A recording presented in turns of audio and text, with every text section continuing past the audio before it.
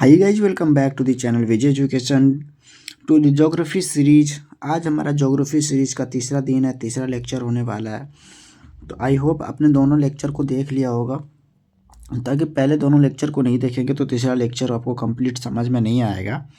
तो अगर नहीं देखें तो कृपया रिकॉर्डिंग जाके देख लीजिएगा दोनों लेक्चर।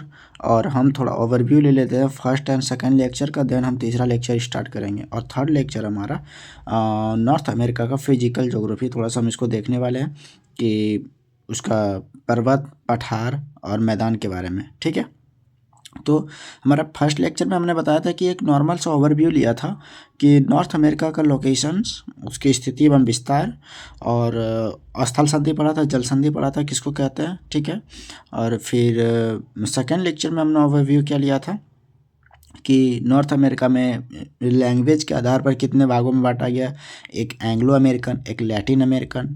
फिर हमने 7 कंट्रीज़ को देखा था जो कि मिडिल अमेरिका कहलाता है। ठीक है, मध्य अमेरिका जिसमें कि होंडुरास, बेलीज, बेल्मोपेन, ये सब कंट्री था। निकारागुआ, मानागुआ, कोस्टारिका, पनामा, फिर Panama city, Mexico, Mexico city, वो सारा चीज़ हम लोग कंप्लीट कर लिया था। आज हम तीसरा लेक्चर में अमेरिका का हम देखने जा रहे हैं फिजिकल ज्योग्राफी, भौतिक भूगोल। ठीक है, और हमने यहाँ पे ये डिस्कस भी किया था कि हम भौतिक भूगोल और राजनीतिक भूगोल किसे कहते हैं, राजनीतिक मानचित्र और भौतिक मानचित्र के बारे में थोड़ा सा ओवरव्यू लिया था। ठीक है, हम यहाँ पे बात करते हैं अब उत्तर अमेरिका का भौतिक भूगोल। तो लेक्चर में आगे बढ़ने से पहले अगर आप चैनल पे नए हैं तो कृपया चैनल को सब्सक्राइब कर लीजिएगा, बेल आइकन प्रेस कर लीजिएगा। ठीक है, हम आगे बढ़ते हैं। देखो, हाईलैंड मतलब उच्च भूमि। उच्च भूमि अगर हम बात करें तो उत्तर अमेरिका में 2 साइड हमारे उच्च भूमि पड़ते हैं। और कौन कौन से साइड में? उत्तर अमेरिका का पश्चिमी भाग में और पूर्वी भाग में। ठीक है, तो पश्चिमी भाग में हमारा एक माउंटेन पड़ता है, माउंटेन सीरीज। ठीक है, पर्वतों की श्रेणी पड़ती है जिसको हम कॉर्डिलेरा कहते हैं। कॉर्डिलेरा हम इसको क्यों कहते हैं? क्योंकि जो उत्तरी अमेरिका, देखो एक मानचित्र हम बनाते हैं। देखो, उत्तरी अमेरिका मानचित्र बनाना आराम से आ जाएगा दोस्तों। एक ऐसा लाइन खींचा, फिर इसको ऐसा करा, फिर ये फ्रैंक पेन बना दिया हम ऐसे करके। ठीक है, ये हडसन की खाड़ी बन गया। थोड़ा सा इसको कर्व लेके ऐसे आ जाओ। ठीक है, यहाँ पे बाज का जैसे ये सब ऐसे कर लो, ये अलास्का बना दिया हम। ठीक है, और एस बनाते हैं ना, एस का हम रोटेटेड एस ऐसे। ठीक है, और इसको इधर आगे खींच दो, ये देखो उत्तरी अमेरिका बन गया। यहाँ पे मैक्सिको की खाड़ी बना देना, ये मैक्सिको की खाड़ी बन गया, ये मैक्सिको की खाड़ी, ये हमारा युकाटान प्रायद्वीप, ये फ्लोरिडा का प्रायद्वीप, ये हमारा पनामा नहर बन गया। ओके, हम यहाँ देखे थे क्या कि जो जल संधि होता है ना, ये देखो ये जल संधि होता है। यहाँ पे रूस है ना, यहाँ पे एशिया का कंट्री रूस और उत्तरी अमेरिका महाद्वीप को अलग करता है बेरिंग की जल संधि। और इधर हमारा ग्रीनलैंड है, ये एक ग्रीनलैंड हमारा, जो कि हमने इसमें पढ़ा था ग्रीनलैंड में कि प्रशासनिक दृष्टिकोण से ग्रीनलैंड पे शासन चलता है डेनमार्क का, और राजनीतिक दृष्टिकोण से रहा, प्रशासनिक और राजनीतिक एक ही चीज़ हो गया, प्रशासनिक प्लस राजनीतिक डेनमार्क। और भौगोलिक क्षेत्र से अगर हम बात करें तो ग्रीनलैंड हमारा उत्तरी अमेरिका महाद्वीप में आ जाएगा, ग्रीनलैंड। ठीक है, और ग्रीनलैंड और उत्तरी अमेरिका महाद्वीप को सेपरेट कौन करता है? ये करता है डेविस की जल संधि। डेविस की जल संधि यहाँ पे है। और ये जो खाड़ी बनाई है मेरा हडसन की खाड़ी है, जो कि ये कैनेडियन शील्ड, ऐसा भी अभी पढ़ेंगे हम। कैनेडियन शील्ड के साइड में पड़ता है, जो कि कनाडा में। ठीक है, और यहाँ पे पढ़े थे 49 डिग्री पैरेलल लाइन, 49 डिग्री समांतर रेखा पढ़े थे हम यहाँ। वो क्यों पढ़े थे? क्योंकि कनाडा और उत्तर अमेरिका, यूएसए, कनाडा और यूएसए को अलग करता है 49 डिग्री पैरेलल लाइन। ठीक है, और यहाँ हमारा उत्तर अमेरिका का 49वां राज्य जो था अलास्का था। और आपको बताना है कि वैसे मैं बताता हूँ कि जो अलास्का कंट्री है ना दोस्तों, ये जो अलास्का राज्य है उत्तर अमेरिका का, अलास्का राज्य, ये अलास्का राज्य रूस से ख़रीदा गया था। रूस से, जो कि काफ़ी बर्फीले साइड में है, रूस से ख़रीदा गया था। जो 49वां राज्य बना था उत्तर अमेरिका का, उत्तर अमेरिका का नहीं, यूएसए का 49वां राज्य अलास्का रूस से ख़रीदा गया था। और इसका 50वां राज्य है हवाई द्वीप। ठीक है ना, हम ये सब ओवरव्यू ले लिए। हम अब आगे बढ़ते हैं कि उत्तर अमेरिका का भौतिक भूगोल में देखते हैं उच्च भूमि। अब उच्च भूमि पे यहाँ पे मुद्दे पे आते हैं। उच्च भूमि हम किसको कैसे कहेंगे? देखो, ये जो पश्चिमी एरिया है ना, ये ईस्ट वेस्ट हो गया ना, ये वेस्ट, ये ईस्ट, ये हमारा हो गया क्या, नॉर्थ, ये हमारा हो गया साउथ। तो वेस्ट जो एरिया है हमारा, वेस्ट में क्या पड़ता है, ये पर्वतों का एक जखीरा पड़ता है, रेंज पड़ता है पर्वतों का, इसमें काफ़ी सारे पर्वत आते हैं। और एक ईस्ट में पर्वत पड़ता है जो कि बहुत पुराना पर्वत है, जैसा हमारे भारत का अरावली है ना, ओल्ड फोल्ड माउंटेन, पुरातन वलित पर्वत जिसको कहते हैं, सबसे पुराना पर्वत भारत का अरावली पर्वत जो राजस्थान में, ठीक है।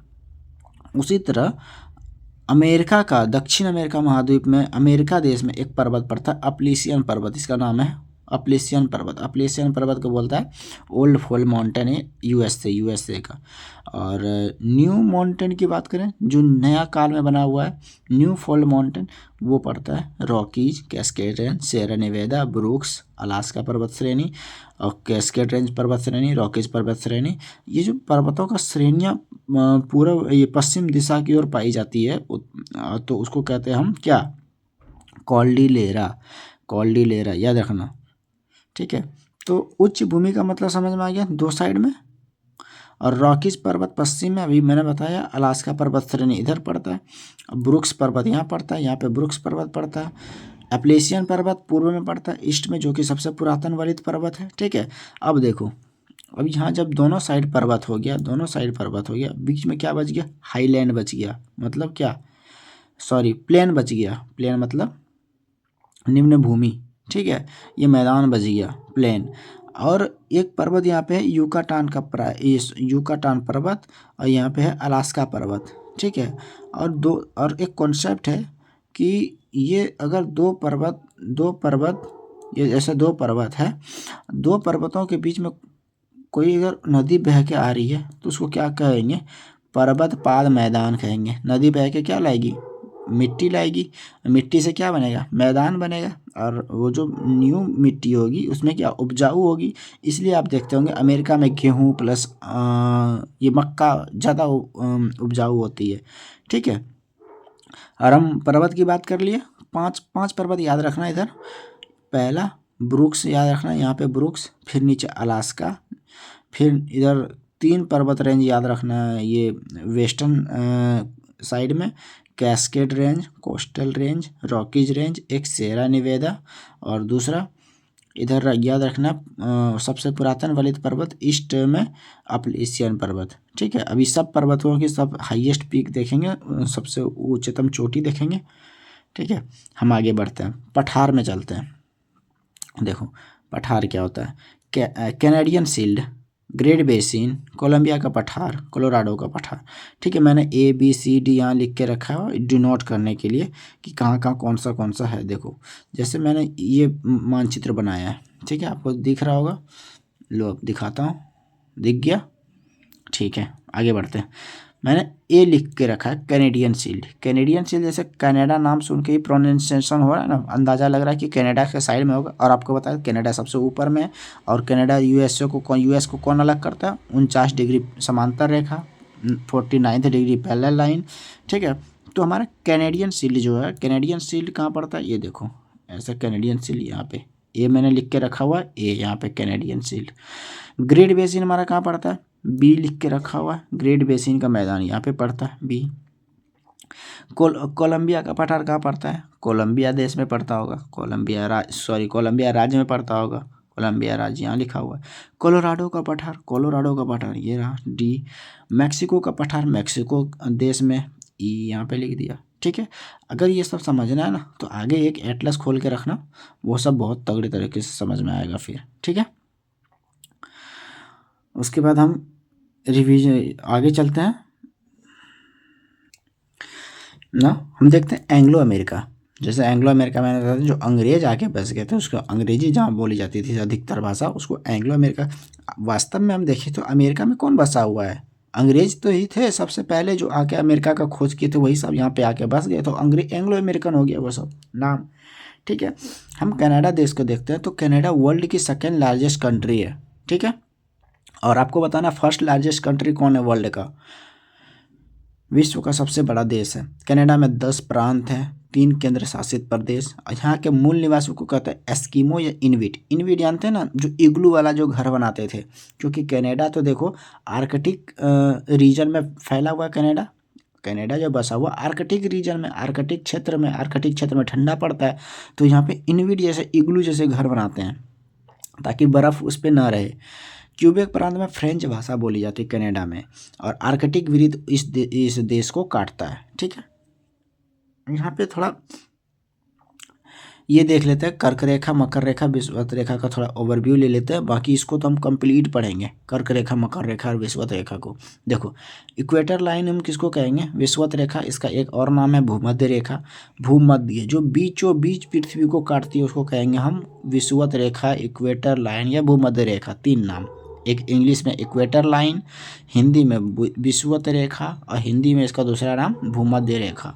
मतलब पृथ्वी को जो बीचों बीच काटता हो उसको क्या कहेंगे? पृथ्वी को जो 0 डिग्री पर काट रहा हो, यहाँ पे 0 डिग्री ये होगा ना, ये 0 डिग्री पर जो पृथ्वी काटता हो उसको कहेंगे हम इक्वेटर लाइन।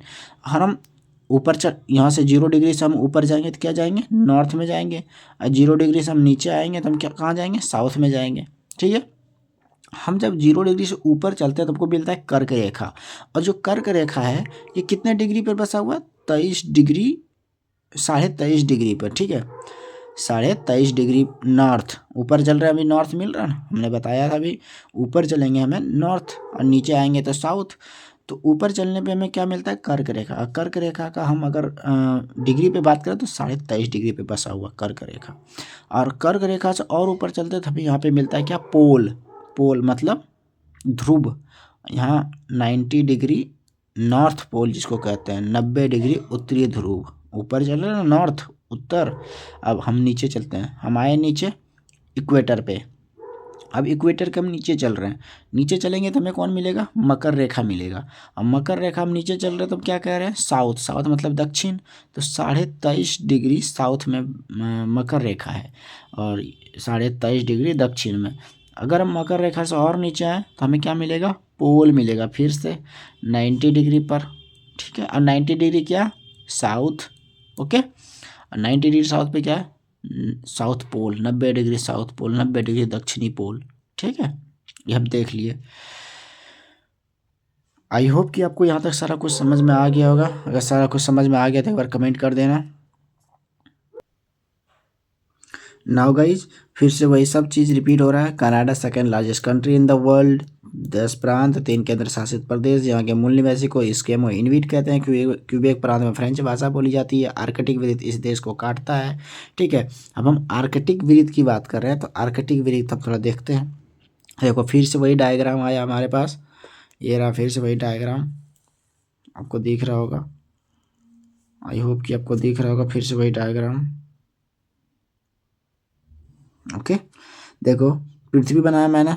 पृथ्वी पे बीचों बीच काटने वाली रेखा को क्या कहते हैं? जल्दी जल्दी कमेंट करना, रिकॉर्डिंग के बाद भी करना।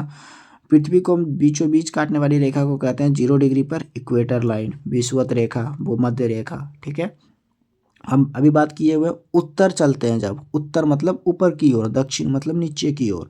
जब हम उत्तर चलते हैं तो इसको इंग्लिश में बोलेगा हम नॉर्थ। नॉर्थ साइड में जा रहे हैं, नॉर्थ रीजन में।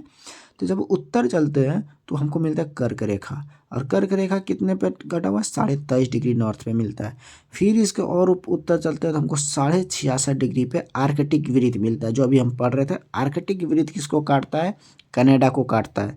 ठीक है, अभी हम ये और इसके और ऊपर चले तो हमें मिलता है पोल पर हम पहुंच जाते हैं, मतलब ध्रुव पर। और ये कौन सा पोल होगा? 90 डिग्री नॉर्थ पोल। ओके, अब फिर हम इक्वेटर पे आते हैं। इक्वेटर से नीचे सेम वही कहानी। इक्वेटर से जैसे जैसे नीचे आएंगे दक्षिण की ओर हमें मिलेगा मकर रेखा। मकर रेखा कितने डिग्री पे? 23.5 डिग्री साउथ पे। और फिर नीचे आते हैं हमें आर्कटिक वृत्त मिलेगा 66.5 डिग्री पे। ये सब याद रखने की काम है। फिर हम नीचे आते हैं तो हमें फिर पहुंच जाएंगे कहाँ पे? हम पोल पे। और पोल हमारा 90 डिग्री। अगर हम नीचे हैं तो साउथ में है, तो साउथ में है तो साउथ 90 डिग्री साउथ पोल। ठीक है, नाउ कनाडा एंड यूएस की सीमा रेखा 49 डिग्री समांतर रेखा, 49 डिग्री पैरेलल लाइन, जो यूएस में 50 राज्यों के मिलने से बना देश। संघीय व्यवस्था। अब यूएस का पूछेगा कैसा व्यवस्था, तो संघीय व्यवस्था मतलब फेडरल सिस्टम। यूएसए का 49वां राज्य कौन सा है? अलास्का है। ठीक है, जो कि किससे लिया गया था? रूस से खरीदा गया था। अलास्का सबसे बड़ा प्रांत है यूएस का। और 50वां राज्य हवाई द्वीप। यूएस का विश्व का चौथा बड़ा देश है। अब कनाडा का कौन सा बड़ा देश था? दूसरा बड़ा। अब पहला तो आपको कमेंट करने के लिए बोले, कमेंट करके बताना पहला विश्व में कौन सा बड़ा देश है। ठीक है, यूनान में एक बहुत बड़े दार्शनिक हुए अरस्तु। बहुत बड़े दार्शनिक हुए अरस्तु। अरस्तु ने विश्व की जलवायु को गहन अध्ययन किया था। ठीक है, उसने उसके अगर हम हिसाब से चलते अरस्तु के मानने तो हमारा सन है। ठीक है, सन से बहुत सारी किरणें आ रही है, किरणें आ रही है, ABCD किरणें, लंबवत किरणें पड़ रही है, पैरेलल लाइन ऑफ रेज। और हमारे सामने अर्थ को हम रखे हुए हैं। ठीक है, अर्थ को रखे हुए हैं। तो अभी हम तीन कॉन्सेप्ट पढ़े हुए हैं। पहला विषुवत रेखा, दूसरा कर्क रेखा, तीसरा मकर रेखा। ठीक है, अब यहाँ पेटी पढ़ने वाले हैं हम। शीतल पेटी मतलब कौन से, अगर पृथ्वी की हम बात करें तो कौन से पेटी में पृथ्वी का ज़्यादा शीतोष्ण होगा, कौन से पेटी में ग्रीष्म ऋतु होगा। ठीक है, पढ़ते हैं। तो हमारा विषुवत रेखा हम किसको कहते हैं? 0 degree parallel line. 0 degree parallel line है। 0 डिग्री अगर पृथ्वी को काटता है, हमारे पृथ्वी को अगर बीचों बीच काटता है 0 डिग्री पे, तो उसको क्या कहेंगे? विषुवत रेखा या भूमध्य रेखा। ठीक है, जो कि सूर्य अगर हमारा पड़ता है तो सूर्य की किरणें सबसे ज़्यादा कहाँ पड़ती है? विषुवत रेखा पे पड़ती है। अगर सूर्य की ज़्यादा किरणें विषुवत रेखा पे पड़ेगी, सूर्य में क्या होता है? हीट होता है। ठीक है, वो गर्मी लेके आती है। और सबसे ज़्यादा किरणें विषुवत रेखा पे पड़ गई तो क्या होगा? विषुवत रेखा सबसे ज़्यादा क्या होगा? हीट होगा। मतलब उष्ण पेटी कहेंगे हम इसको, विषुवत रेखा को। मतलब ये 3 पेटी में शीतोष्ण और ध्रुवीय पेटी और उष्ण पेटी। तो उष्ण पेटी बन जाएगा ये, मतलब ये गर्म इलाका हो जाएगा, गर्म क्षेत्र हो जाएगा ये। ठीक है, अब हम बात करते हैं लंबवत किरण की। बात कर लिए। अब यही सूर्य की किरणें तिरछी पड़ रही है, तिरछी जा रही है, ऐसे किरणें जा रही है, ऐसे जा रही है, ऐसे जा रही है, फिर ऐसे जा रही है, ऐसे जा रही है। ये तिरछी जा रही है किरणें पृथ्वी पे, सूर्य की किरणें। अब देखो ये बीज किरणें कहाँ पड़ी? शीतोष्ण पे। हम उत्तर जा रहे हैं 30 डिग्री पे, उत्तर नॉर्थ, मतलब उत्तर जा रहे हैं 30 डिग्री पे। कौन सा पेटी मिल जाएगा हमको? शीतोष्ण पेटी। अब शीतोष्ण पेटी कैसे मिलेगा? क्योंकि यहाँ पे सूर्य की किरणें ज़्यादा आई ही नहीं। अगर सूर्य की किरणें नहीं आई तो क्या होगा? ये क्षेत्र ठंडा रहेगा। ठीक है, और सबसे ऊपर जाते हैं पोल पे, अगर नॉर्थ पोल इसको भी बोले ना, तो और सबसे ठंडा मिलेगा ध्रुव पे। ठीक है, सेम ऐसे ही 30 डिग्री साउथ में ठंडी रहेगी, और सबसे लास्ट में क्या होगा? 90 डिग्री पे और बर्फीली जिसको कहेंगे। लेकिन यहाँ 2 पार्ट में डिवाइड हुआ। कौन कौन? शीतोष्ण पेटी कितने डिग्री पे? 30 डिग्री पे, 30 से 60 डिग्री शीतोष्ण पेटी। और फिर 30 से 60 डिग्री शीतोष्ण पेटी और विषुवत रेखा पे उष्ण पेटी बनेंगे। अब यहाँ इमेजिन करके देखो, कोई भी कंट्री अगर विषुवत रेखा पे बन गया, यहाँ पे कोई भी कंट्री बन गया, यहाँ पे जो रह गया उसको ज़्यादा गर्मी लगेगा कि नहीं? ठीक है, उसको ज़्यादा गर्मी लगेगा। और कोई भी कंट्री अगर शीतोष्ण पेटी पे रह गया, 30 से 60 डिग्री में बन गया, कोई भी कंट्री है 30 डिग्री से 60 डिग्री में है, तो उसे ठंडी लगेगी, क्योंकि यहाँ शीतोष्ण है, क्योंकि सूर्य की किरणें ज़्यादा जा नहीं रही है। ठीक है, अभी हम इसका आने वाले क्लासेस में कॉन्सेप्ट पढ़ेंगे कि शीतोष्ण पेटी में हमारा यूरोप आ जाता है, इंग्लैंड आ जाता है। ठीक है, हमारा कनाडा आ जाता है। तो वो सब क्या होता है? ठंडा प्रदेश। और उष्ण पेटी में हमारा कौन आ जाएगा? अफ्रीका। अफ्रीका महाद्वीप उष्ण पेटी में आ जाएगा। ठीक है, यहाँ गर्मी आ जाएगी फिर। समझे? और आज के लिए इतना ही। ये वाला डायग्राम ध्यान में रखना। बाकी बात हम कल मिलते हैं। ठीक है, और इसी तरह हम पढ़ाई करते रहेंगे। आई होप कि सारा कुछ समझ में आ गया होगा। अगर वीडियो पे नए हैं तो कृपया लेक्चर को लाइक कर देना और चैनल सब्सक्राइब कर लेना। अगर कोई और क्वेरीज हो तो हमारे टेलीग्राम पे ज्वाइन करके उसमें कमेंट पूछना, क्वेरीज पूछना, मैं जवाब दूंगा। और thank you, bye bye, see you again and जय हिंद।